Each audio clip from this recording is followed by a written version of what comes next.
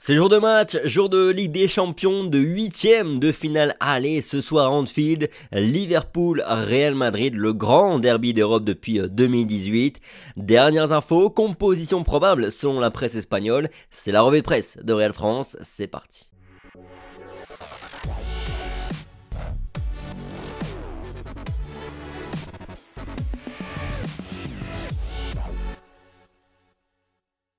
Bonjour à tous, ravi de vous retrouver aujourd'hui pour une nouvelle revue de presse d'avant-match et puis on commence comme d'habitude en découvrant les unes des deux quotidiens madrilènes Marca et AS. La 15e commence ici à la une de Marca, le champion d'Europe et du monde se mesure à son grand rival depuis 2018, Liverpool. Karim Benzema arrive à temps pour le rendez-vous, mais Toni Kroos et Aurélien Tchouaméni sont absents. Jürgen Klopp n'a jamais battu le Real Madrid en tant qu'entraîneur des Reds. Soirée de champion du côté de AS, les deux clubs qui cumulent 20 Ligues des Champions ensemble aspirent à sauver leur saison avec cette éliminatoire. Le grand derby d'Europe dans les premières pages de Marca aujourd'hui, Liverpool et le Real Madrid mettent en scène une nouvelle édition d'un duel à la mode depuis 2018. Et si on a beaucoup dit récemment que Liverpool vit une saison très compliquée, Marca note qu'ils n'ont perdu qu'un seul match à Anfield cette saison, c'était contre Leeds. Lors de la phase de poule, ils ont pris 15 points en battant Naples à domicile notamment, mais la différence de but les a menés à cette seconde place du groupe et donc à affronter le Real Madrid. Marca a relevé aussi d'autres statistiques qui portent sur le premier tour et qui démontrent que le Real Madrid a été très solide sur la première phase de la Ligue des Champions. Madrid n'a commis que 40 fautes par exemple en 6 matchs. Vinicius a tiré 25 fois au but et c'est celui qui a le plus tenté sa chance jusqu'ici en Ligue des Champions dans cette édition. Il a cadré 12 fois pour 5 tirs contrés et 8 frappes hors du cadre, 4 buts marqués déjà quand même pour le joueur madrilène. On note aussi que Toni Kroos est celui qui a largement réalisé le plus de passes dans le dernier tiers du terrain, 80 passes au total pour l'Allemand et c'est 23 de plus que n'importe quel autre joueur dans cette édition de Champions.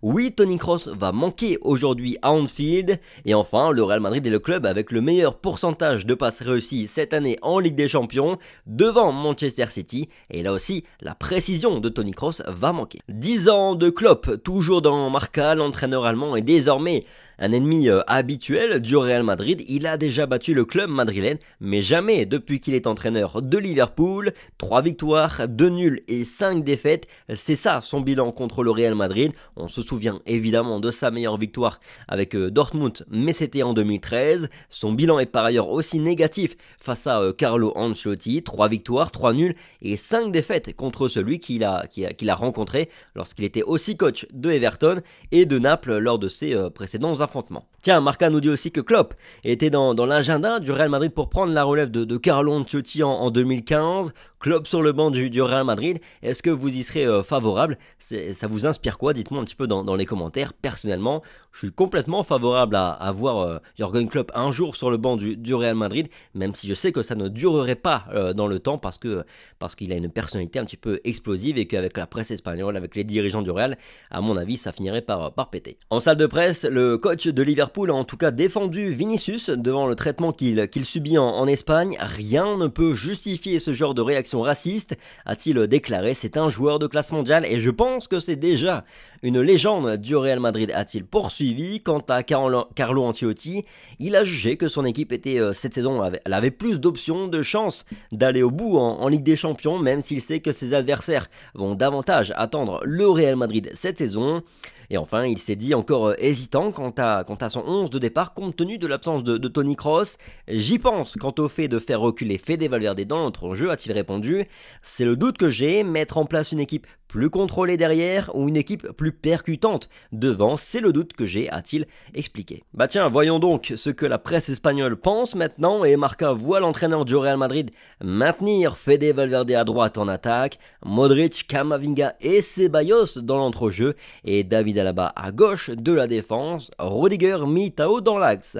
Du côté de Haas, c'est exactement la même chose et c'est naturellement le 11 le plus probable, même si pour ma part, je milite davantage pour voir un Fede Valverde au milieu de terrain et un Rodrigo en attaque titulaire. On se garde Ceballos pour la dernière demi-heure de jeu et on se garde aussi Marco Asensio en cartouche, en super sub. On sait que c'est dans ce rôle-là qu'il est le plus performant. J'ai mis aussi un petit point d'interrogation par rapport à la défense. Ancelotti ne voudra-t-il pas remettre à tout prix David Alaba dans l'axe avec Eder Militao? Ça me semble pas impossible, ça ne me surprendrait pas en tout cas qu'il fasse ça parce qu'on sait que David Alaba est très important pour Carlo Ancelotti. Maintenant, Alaba est la meilleure option que l'on a sur le côté gauche de la défense. Et puis Antonio Rudiger, comme Nacho d'ailleurs, font de très bonnes performances dernièrement. On peut donc leur faire confiance. Bref, voilà un petit peu pour la revue de presse du jour de Real France. Merci à tous pour votre fidélité. Comme chaque jour, le petit like, le petit partage, le petit commentaire. Tiens, dites-moi, Jürgen Klopp au Real Madrid un jour dans le futur. Est-ce que ça vous tente? Est-ce que ça vous branche? Est-ce que ça vous inspire? Dites-moi. Bref, sur ce, passez une bonne journée, prenez soin de vous, bon match et puis on se retrouve juste après le match avec Rota pour le débrief. Allez, ciao.